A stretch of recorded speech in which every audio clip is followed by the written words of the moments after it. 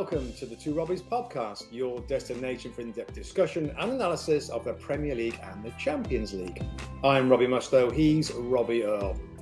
Yeah, and today, Mustoe, we've got a very special guest joining us today, professional golfer Billy Horschel. We'll get into the golf with Billy and the upcoming President's Cup in a moment. But first, I want to get Billy's thoughts on the Premier League, how he became a Premier League fan, likes football, likes West Ham, and all the things football rather than golf today. So thanks, Billy, so much for joining us. The top question is, how did you get into Premier League football generally, and why West Ham United? Yeah, that's a great question, and thanks for having me on. My older brother played, as we call it here in America, soccer. I call it football now. Yeah, on the podcast, it's football, my friend. Or whatever. As I've been following the Premier League and West Ham now, I call it football. I call it the proper name. My older brother played when I was younger, and he's 13 years older than me. So I always wanted to play growing up. I played a ton of other sports. I say my dad didn't allow my younger brother and I to play because I don't think he enjoyed watching my older brother play. It wasn't a sport that he grew up playing. He was a big American football player in high school and college. So I've always followed, always had enjoyment of it, played with my buddies around the house and at their house, and go to college. And my sophomore year of college, went into a new apartment, new condo. And TV wasn't set up yet, so bought a couple DVDs, and one of them had to be Green Street Hooligans, which was based around West Ham and Millwall. Yeah. And from there, I mean, I absolutely loved that. I think I watched that Green Street Hooligans probably about 10 times in about a 5-day period. Just absolutely loved that culture. And so that's how I became a West Ham fan. And we had a couple Colombians on our team that were big football, supporters of their national team, and we played a little indoor football at our school at our rec center with amongst our players on our golf team. So that's how I got into it. That's how I became a West Ham fan. And then once NBC started airing the Premier League over here in the States, roughly a decade ago, it became so much easier to follow along with West Ham, the Premier League, watch all the games. I don't miss a West Ham game, and if there's a Premier League game on TV, I'm usually watching that as well. So it's in my blood now. It's in my culture. I have 2 guys on my team that work for me that are English, and as one of them says, he's like he calls me, or he says I'm 50% English now, just because of how much I love the culture over there, how much I love the Premier League. A lot of the things that the Brits love, I really enjoy and embrace a lot of. It's so different, Bill, isn't it? Being a football fan and having that kind of the spirit in the stadium and the singing, it's so different to golf.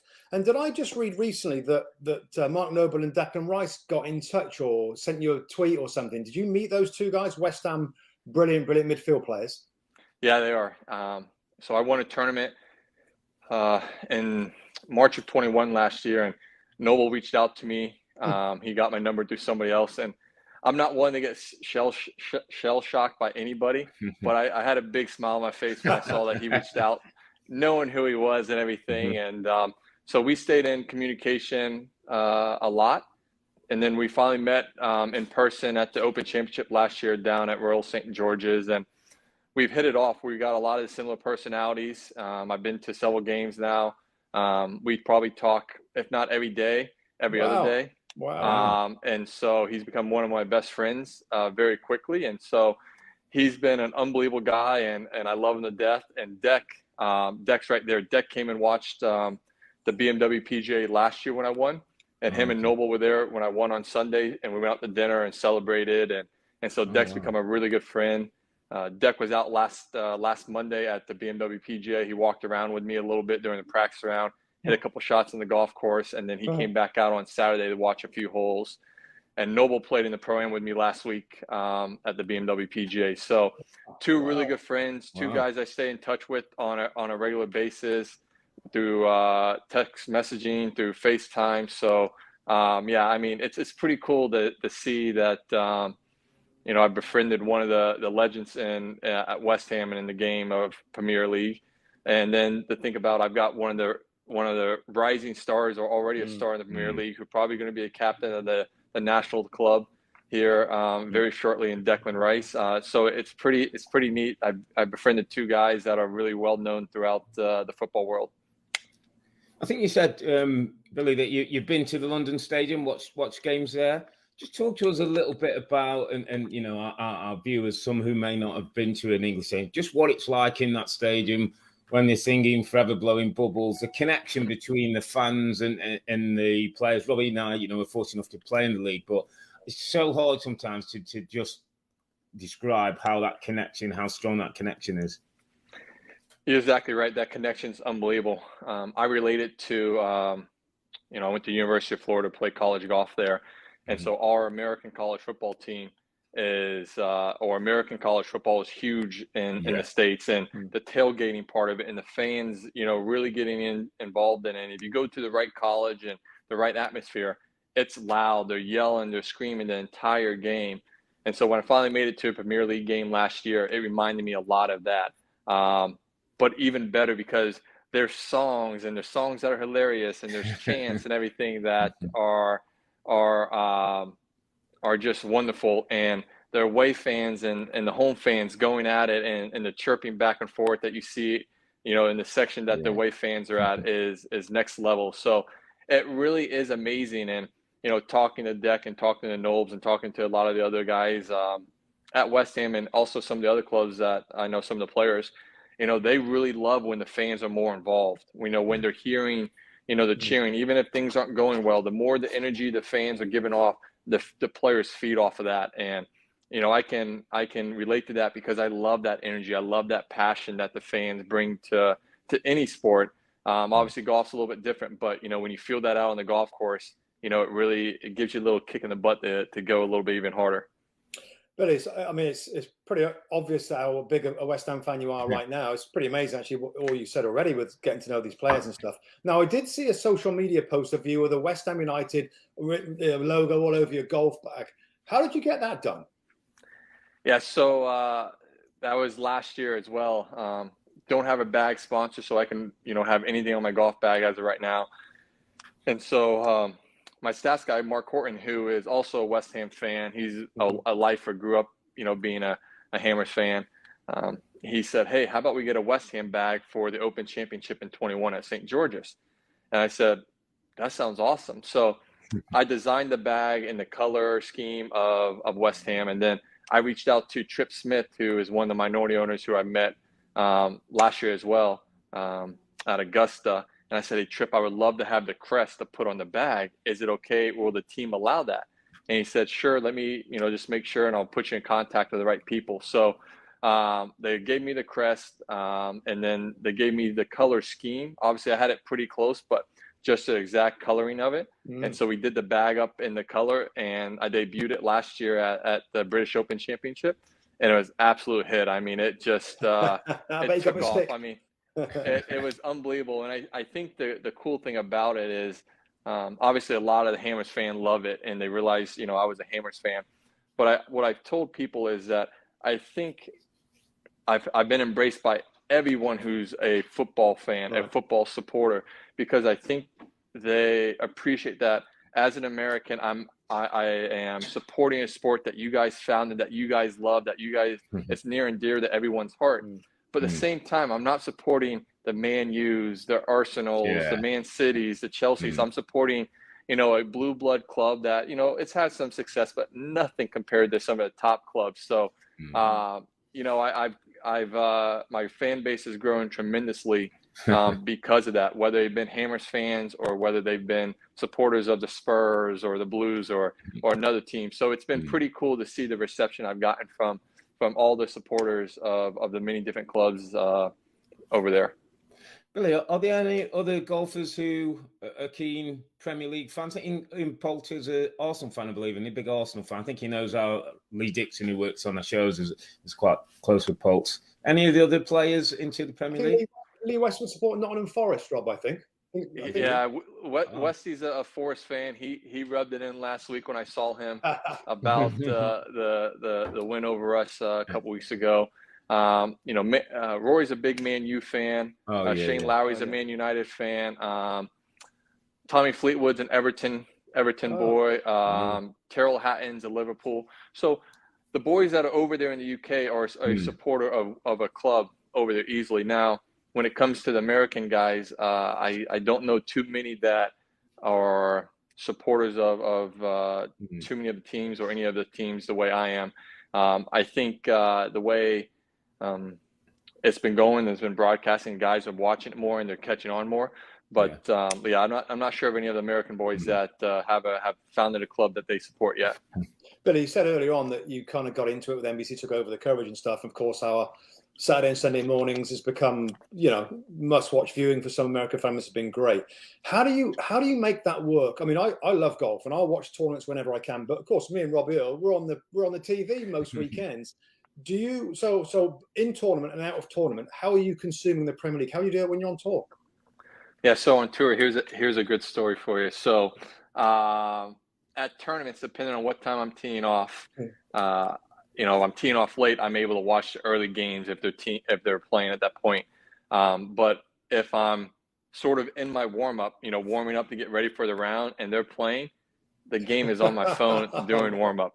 I'm watching the game as I'm warming up, paying attention to it. And then on the golf course, I will sort of sneak the phone out a little bit and check the scores to see where we are. So, like I said, I'm a diehard. When I support something, I'm all in 100%. At home, it's a lot easier. Saturday, Sunday mornings, I wake up, I turn it on, I watch you guys on TV. I've got my kids, they'll come and watch it a little bit with me.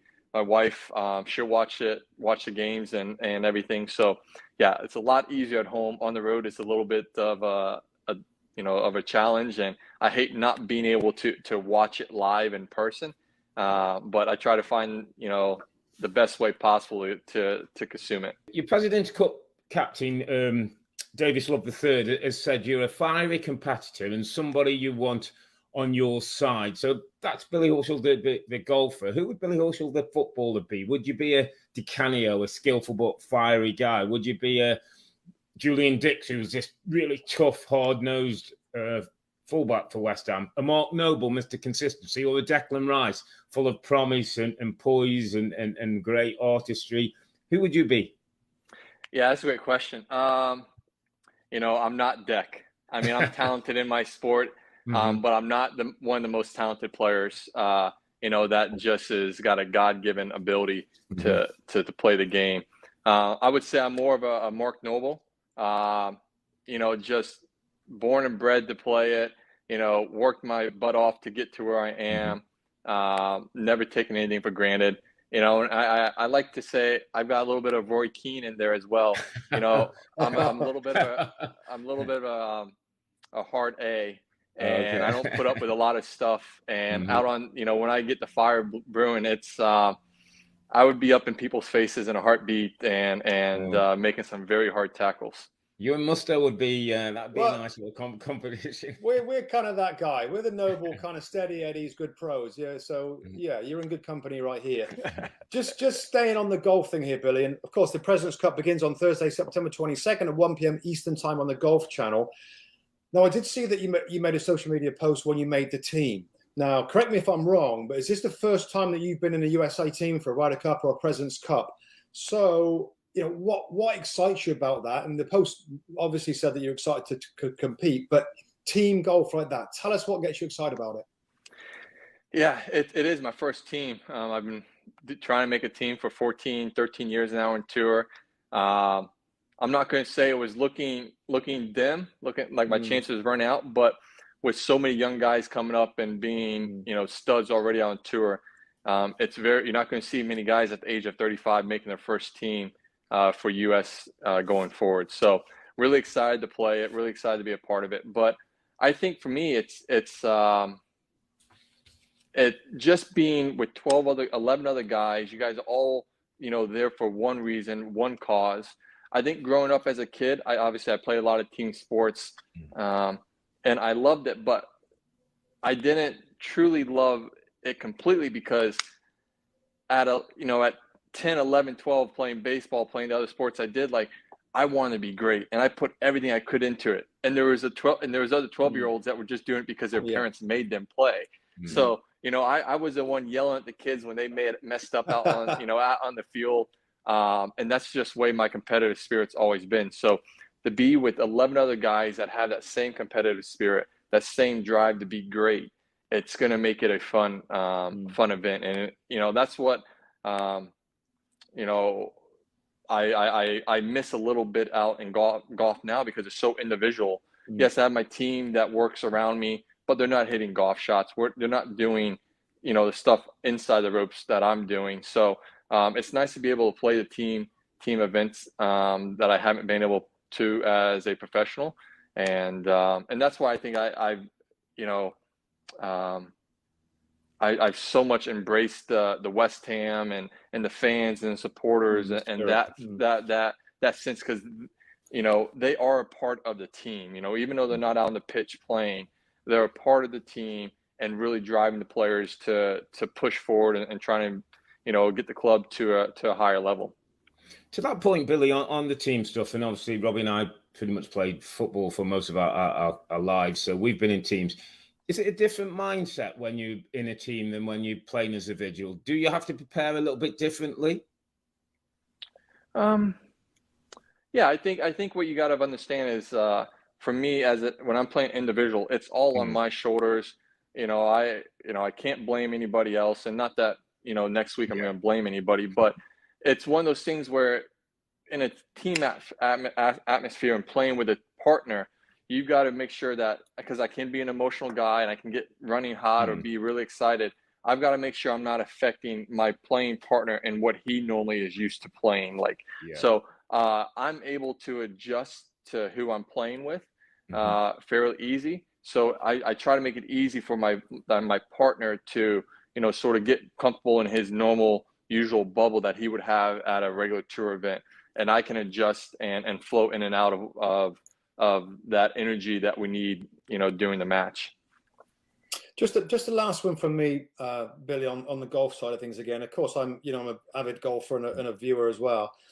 USA golf in general, Billy, blimmin' heck, you guys aren't half strong. I mean, I support Europe in the Ryder Cup, and you absolutely destroyed us in the last one. Is it just a sweet spot right now for, you said, these young guys coming through? American golf is strong, isn't it, right now? It is a sweet spot right now. For many years, the European side were so dominant in the Ryder Cups, and they were so successful. And obviously, they're going through a transition and rebuild. And American golf right now, with the talent that we got coming through our college system out through the Korn Ferry Tour to the PGA Tour, is just tremendous. And these guys are ready to play at a younger age and ready to compete and play at a higher level. Like I said, it's tough to make a team now. It really is. I think there's only, I think the average age of our team this year is like 28 years old. So it's a very young team. And, the old adage in golf is that you really don't hit your prime in golf until your 30s. Well, a lot of these guys have hit it a lot earlier, and their prime is a lot longer, and they're only going to get better. And so, like I said, like we had a joke yesterday. It was Tony Finau's birthday, and Tony, thanked everyone. He said, I'm happy Billy and Kevin Kisner made the team, because now I'm not the old guy anymore in the team. So, I'm 35. I think Kevin Kisner's 38. So, it's not unforeseeable that there could be a team in the future that may be made up of guys all in their 20s. And there's a real possibility of that, just because of what's coming through onto the PGA Tour over the next several years. Listen, Billy, it's been brilliant to talk to you, mate. We wish you much luck in the President's Cup. Just reiterating, it's on Thursday, September the 22nd at 1 p.m. Eastern Time on the Golf Channel. But yeah, we wish you plenty of luck, and we'll both be watching in. And I think what we'd say, up the irons, I think is the way we'd say it, mate. Up the hammers, come on your irons. There you go. There you go. Good luck next week. I'd like to see West Ham fun. Thanks, mate. Anytime you want to come on back on the show, you're very welcome. Would love to. Love it. And we're going to take a break for the international games coming up over the next week, but we will be back on Sunday. That's October the 2nd, when we'll recap the next round of Premier League fixtures. But for now, I'm Earle. He's Mustoe. Together with the two Robbies. Thanks for watching and listening. Be safe, stay healthy. It's a good night from me, and it's good night from him. Good night.